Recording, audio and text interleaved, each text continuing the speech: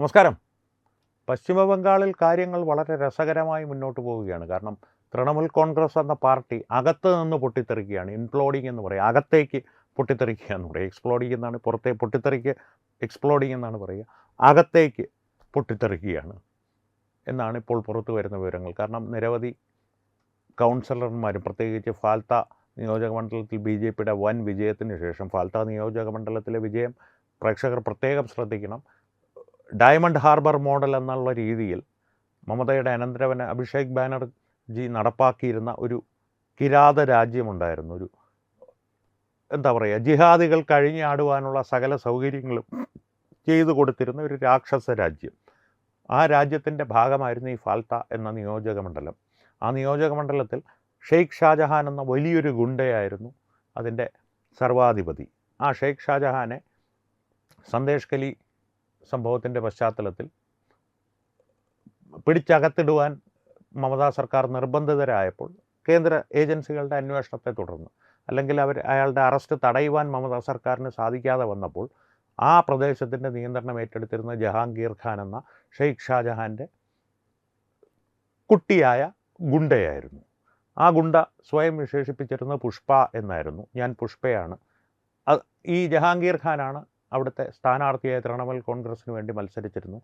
Election അട്ടിമറിക്കുവാനായിട്ട് EVM മെഷീനുകളിൽ BJPയുടെ ചിഹ്നത്തിന് മേൽ കറുത്ത ടേപ്പ് ഒട്ടിച്ചും BJPയുടെ ചിഹ്നത്തിന് നേരെയുള്ള ബട്ടണിൽ സുഗന്ധദ്രവ്യങ്ങൾ പൂശി അതിൽ വിരലമർത്തുന്നവരെ ആ ഗന്ധത്തിലൂടെ കണ്ടുപിടിച്ച് ശിക്ഷിക്കുവാനുള്ള പ്രക്രിയകൾ ചെയ്തുമെല്ലാം 2 തവണ ഇലക്ഷൻ അട്ടിമറിച്ച് ഒടുവിൽ സ്വതന്ത്രമായി ഇലക്ഷൻ നടത്തുവാൻ വേണ്ടി മെയ് 4-ന് ശേഷം മെയ് 21-ന് നടത്തിയാൽ മതിയെന്ന് തിരഞ്ഞെടുപ്പ് കമ്മീഷൻ ആ പ്രദേശത്തെ ഇലക്ഷനെ സംബന്ധിച്ചൊരു തീരുമാനമെടുത്തു.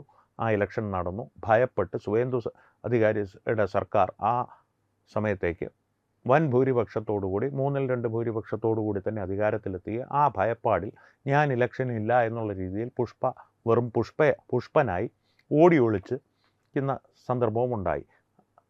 ഇപ്പോൾ തിരഞ്ഞെടുപ്പിൻ്റെ ഫലങ്ങൾ പുറത്തു വന്നപ്പോൾ വൻ വിജയമാണ് BJPക്ക് അവിടെ നേടുവാൻ സാധിച്ചത്. അതിനെ തുടർന്ന് തൃണമൂൽ കോൺഗ്രസിൽ വലിയ പൊട്ടിത്തെറികളാണ് ഉണ്ടാകുന്നത്. നിരവധി കൗൺസിലർമാർ, പല ഈ ഏരിയ കമ്മിറ്റി നേതാക്കളുണ്ടല്ലോ, ഈ തമിഴിൽ അതിനെ മാവട്ട ചേലാളർ എന്ന് പറയും. ഒരു പ്രത്യേക പ്രദേശത്തിൻ്റെ മുഴുവൻ തിരഞ്ഞെടുപ്പോ അല്ലെങ്കിൽ പാർട്ടിയുമായി ബന്ധപ്പെട്ട എല്ലാ പ്രവർത്തികളുടെയും പ്രധാന ചുമതലയായ വ്യക്തിക്കായിരിക്കും. അത്തരത്തിൽ ചുമതലയിലുള്ള നിരവധി ആളുകൾ രാജിവെച്ചുകൊണ്ടിരിക്കുകയാണ്. ഞങ്ങളുടെ ഭാഗത്തു നിന്ന് എന്തെങ്കിലും കുഴപ്പമുണ്ടായിട്ടുണ്ടോ എന്നുള്ള രീതിയിൽ പതുക്കെ മമതാ ബാനർജിയെ കൈവിട്ട് ഒഴിഞ്ഞു പോയിക്കൊണ്ടിരിക്കുകയാണ്. തന്നെയുമല്ല, ഇപ്പോൾ പുറത്തു വരുന്ന വാർത്തകൾ തൃണമൂൽ കോൺഗ്രസിൽ നിന്ന് 50 MLA-മാർ, അവർക്കാകെ 80 MLA-മാരേ ഉള്ളൂ, അതിൽ നിന്ന് 50 പേരും MP-മാരിൽ നിന്ന് 20 MP-മാരും BJPയിൽ ചേരുവാൻ ഒരുങ്ങിക്കഴിഞ്ഞു എന്നുള്ളതാണ് ഇപ്പോൾ പുറത്തു വരുന്ന വിവരം. അതായത് തൃണമൂൽ കോൺഗ്രസ് അകത്തു നിന്ന് പൂർണ്ണമായി തകർന്നുകൊണ്ടിരിക്കുകയാണ്. മമതാ ബാനർജി ഒറ്റപ്പെടുകയാണ്. അഭിഷേക് ബാനർജി ഒളിവിലാണ്. കോടതി അദ്ദേഹത്തെ അറസ്റ്റ് ചെയ്യുന്നതിൽ നിന്ന് ഒരു താൽക്കാലിക സംരക്ഷണം അദ്ദേഹത്തിന് നൽകിയിട്ടുണ്ട്. പോലീസ് അദ്ദേഹത്തെ ഇപ്പോൾ അറസ്റ്റ് ചെയ്യില്ല. പക്ഷേ ചോദ്യം ചെയ്യലിന്, അന്വേഷണത്തിന് അദ്ദേഹത്തിൻ്റെ പേരിൽ നിരവധി കേസുകൾ രജിസ്റ്റർ ചെയ്യപ്പെട്ടിട്ടുണ്ട്. കാരണം സാമാന്യനായ ഒരു മനുഷ്യൻ കാണിക്കുന്ന കുറ്റകൃത്യങ്ങളൊന്നുമല്ല അഭിഷേക് ബാനർജി നേരിട്ടും അദ്ദേഹത്തിൻ്റെ കീഴിൽ പ്രവർത്തിച്ചിരുന്ന ഗുണ്ടകളും പശ്ചിമ ബംഗാളിൽ കഴിഞ്ഞ കുറേ വർഷങ്ങളായി നടത്തിക്കൊണ്ടിരുന്നത്. പ്രത്യേകിച്ച് ഇലക്ഷൻ സംബന്ധിയായ അക്രമങ്ങൾ, ഇലക്ഷന് ശേഷം BJPക്ക് വോട്ട് ചെയ്തവരെ തൂക്കിക്കൊല്ലുക, അതിനു മുൻപ് ഭയപ്പെടുത്തുവാനായി, ഇലക്ഷൻ നടക്കുന്നതിന് മുമ്പ് BJP കാര്യകർത്താക്കളെ ഭയപ്പെടുത്തുവാനായി അവരുടെ വീടുകളിലേക്ക് ഡെത്ത് കിറ്റ് എന്ന് പറയുന്നൊരു കിറ്റുണ്ട്. നമ്മുടെ കാരണഭൂതൻ കൊടുത്തിരുന്ന കിറ്റല്ല, ഏതാണ്ട് അതുപോലെ തന്നെ. പക്ഷേ അതിലെ ഉള്ളടക്കങ്ങൾ വെള്ളസാരി, വിധവകൾ ധരിക്കുന്ന വെള്ളസാരിയും ഹിന്ദുക്കൾ മരണാനന്തര കർമ്മങ്ങൾക്ക് ഉപയോഗിക്കുന്ന പൂക്കളും അരിയും മറ്റുമൊക്കെ ആയിരിക്കും. അതായത് BJPക്ക് നിങ്ങൾ വോട്ട് ചെയ്താൽ, BJPക്ക് വേണ്ടിയിട്ട് നിങ്ങൾ പ്രവർത്തിച്ചാൽ നിങ്ങളുടെ വീട്ടിൽ ഉള്ള സ്ത്രീകൾ വിധവകളാകും. പിന്നെ സ്ത്രീകൾക്ക് നേരെയുള്ള അക്രമങ്ങൾ മറ്റൊരു തരത്തിൽ. അതിനുമപ്പുറം ബംഗ്ലാദേശികളെ ഒരു പരിധിയുമില്ലാതെ അതിർത്തിക്കപ്പുറത്ത് നിന്ന് കൊണ്ടുവന്ന് ഇവിടെ താമസിപ്പിച്ച് വ്യാജ ആധാർ കാർഡെല്ലാം ഉണ്ടാക്കി കൊടുത്ത് വോട്ടവകാശം വരെ നേടി കൊടുത്ത് അവരുടേതായിട്ടുള്ളൊരു വോട്ട് ബാങ്ക് സൃഷ്ടിച്ച് അവരുടേതായിട്ടുള്ളൊരു സാമ്രാജ്യം തന്നെയായിരുന്നു. അതായിരുന്നു ഈ ഡയമണ്ട് ഹാർബർ മോഡൽ എന്ന് പറയുന്നത്. അതേതാണ്ട് പൂർണ്ണമായും തകർന്നടിഞ്ഞിരിക്കുകയാണ്. ഇപ്പോൾ ബംഗ്ലാദേശികൾ കൂട്ടപലായനം ചെയ്യുകയാണ്. ബംഗ്ലാദേശികൾ എന്നൊരു പൊതുവെ പറയുന്നുണ്ടെങ്കിൽ തന്നെ ഒരു കാര്യം പ്രത്യേകം ശ്രദ്ധിക്കുക, അതിനൊപ്പം തന്നെ റോഹിംഗ്യ മുസ്ലിങ്ങളുമുണ്ട്. അനധികൃതമായി ഇവിടെ താമസിച്ചിരുന്ന അവരെല്ലാം സുവേന്ദു അധികാരി കൃത്യമായി തന്നെ പറഞ്ഞിട്ടുണ്ട്, ഞങ്ങളുടെ കയ്യിൽപ്പെടാതെ രക്ഷപ്പെട്ടു പോയിക്കൊള്ളുക. ഞങ്ങളുടെ കയ്യിൽപ്പെട്ടാൽ ഞങ്ങൾ കോടതിയിലൊന്നും നിങ്ങളെ കൊണ്ടുപോയില്ല, BSFനെ ഏൽപ്പിക്കും, കൃത്യമായി തന്നെ നാട് കടത്തുകയും ചെയ്യും. എതിർത്താൽ കൃത്യമായി തന്നെ നിങ്ങൾ കൈകാര്യം ചെയ്യപ്പെടും, യാതൊരു ദാക്ഷിണ്യവുമില്ലാതെ കൈകാര്യം ചെയ്യപ്പെടും എന്ന് സംശയത്തിനിടമില്ലാത്ത വിധം സുവേന്ദു അധികാരി 1 2 തവണ പരസ്യമായി പ്രഖ്യാപിച്ചിട്ടുണ്ട്. അതിനപ്പുറത്തേക്ക് ഉള്ള മുന്നറിയിപ്പൊന്നും അവർക്ക് വേണ്ട എന്നുള്ളത് അവരുടെ ഈ പലായനത്തിൽ നിന്ന് തന്നെ വ്യക്തമാണ്. അതിനിടയ്ക്ക് രസകരമായൊരു സംഭവം കൂടി പ്രേക്ഷകരോട് പരാമർശിച്ച് ഈ ഒരു വിഷയം നമുക്ക് അവസാനിപ്പിക്കാം. നമ്മുടെ നാട്ടിൽ നിന്ന് ഒരു കത്ത് ആസാമിലെ മുഖ്യമന്ത്രിക്കാണോ ബംഗാൾ മുഖ്യമന്ത്രിക്കാണോ പോയതെന്ന് എനിക്കറിയില്ല. എന്തായാലും ഒരു കത്ത് പോയിട്ടുണ്ട്.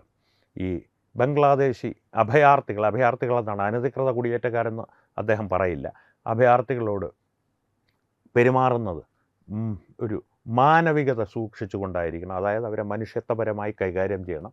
അടിസ്ഥാനപരമായിട്ട് അവരെ നാട് കടത്തരുത്, ഇവിടെ എങ്ങാനും ഏതെങ്കിലും ഒരു ക്യാമ്പിൽ പാർപ്പിക്കണം. കാരണം ഞങ്ങളുടെ അഭിഭാഷകന്മാർക്ക് സുപ്രീം കോടതിയിൽ പോയി ഈ നാട് കടത്തൽ ഒരു 5 6 വർഷം നീട്ടിക്കൊണ്ട് പോകുവാനുള്ളൊരു അവസരം തരണം എന്നുള്ള ഉദ്ദേശത്തിലാണ് ഈ കത്തെഴുതിയിരിക്കുന്നത്. എഴുതിയത് മറ്റാരുമല്ല, നമ്മുടെ കാന്തപുരം ഉസ്താദാണ്. അടിസ്ഥാനപരമായി സുവേന്ദു അധികാരിയോ ഹിമന്ത് ബിശ്വയോ അത് ചോദിച്ചിട്ട് ആരിത് എന്ന് ചോദിച്ചത് അല്ലാതെ കൂട്ടത്തിൽ ആസാമീസിലോ ബംഗാളിയിലോ ഉള്ള ഏതോ ഒരു വലിയ തെറിയും പറഞ്ഞു എന്നാണ് സ്ഥിരീകരിക്കപ്പെടാത്ത വിവരങ്ങൾ, വിശ്വസിക്കാൻ ഒട്ടും സാധ്യമല്ലാത്ത സ്രോതസ്സുകൾ നമ്മളോട് പറയുന്നത്.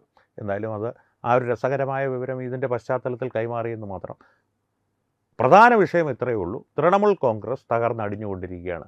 മമതാ ബാനർജി എന്ന ശത്രുക്കൾ മമതാ ബാനർജി എന്ന് വിളിക്കുന്ന ഒരു പരാജയപ്പെട്ട രാഷ്ട്രീയ നേതാവിൻ്റെ, യാതൊരു തരത്തിലും ഒരു രാഷ്ട്രീയത്തിൽ താല്പര്യമുള്ള ഒരു വ്യക്തി ഉദാഹരണമാക്കുവാൻ പാടില്ലാത്ത പരാജിതയായ ഒരു നേതാവിൻ്റെ ഒരു അനഭിലഷണീയമായ ഒരു സ്വഭാവ വിശേഷങ്ങൾ കൈക്കൊണ്ട ഒരു നേതാവിൻ്റെ പതനം ഏതാണ്ട് പൂർണ്ണമാവുകയാണിവിടെ.